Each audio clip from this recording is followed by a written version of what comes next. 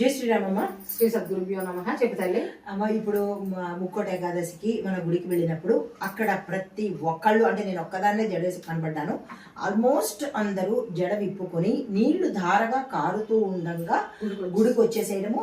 తులసి దళాలు తీసుకొని వస్తారు కదా, ఆ తులసి దళాల్లో వీళ్ళ వెంట్రుకలు కొన్నేమో ముందుకి కొన్ని వెనక్కి పెట్టుకొని అక్కడ స్టైల్ ప్రదర్శన, భక్తి ప్రదర్శన కాదు. అయితే దాన్ని ఏం చేశారంటే తీసుకెళ్లి స్వామి వారికి ఇచ్చారు. పంతులు గారికి ఏం తెలుసు పాపం, అది తీసుకుని వెళ్ళారు. అది నేను చూసి అది ఆపే లోపల స్వామివారు లోపలికి తీసుకెళ్తారు. అంటే ఈ జుట్టు విరబోసుకుని గుళ్ళకు వెళ్ళడం అనేది ఎంత అనాచారమో మహాపాపమో తెలియట్లేదు.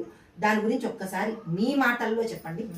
అదేనమ్మా, ఇప్పుడు అమ్మాయి చెప్పినట్టు మొన్న వైకుంఠ ఏకాదశి రోజుని బారులు తీరేరు ప్రతి గుడి దగ్గర ఫుల్ ఉన్నారండి. ఓకే, భక్తి అంటే ఏంటి? ఇప్పుడు గరికపాటి గారు చెప్పినట్టు జనం వెళ్ళిపోవడం కాదు, ఆ భక్తి ఎలా మనం ప్రదర్శిస్తున్నాం అనేది ముఖ్యం.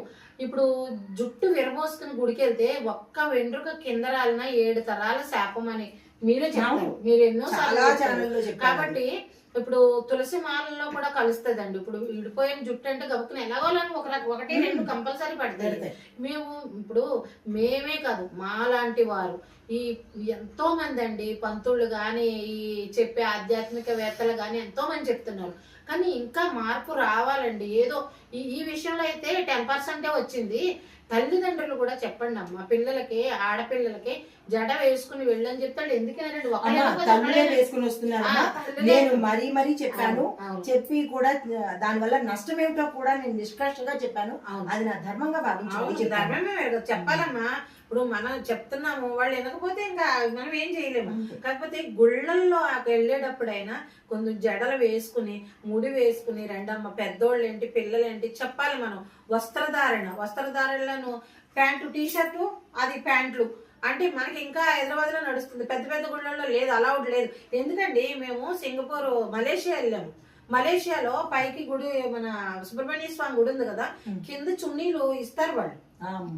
కింద అంటే మన దేశంలో అసలు పుట్టి పెరిగింది సాంప్రదాయాలు మన దేశంలో.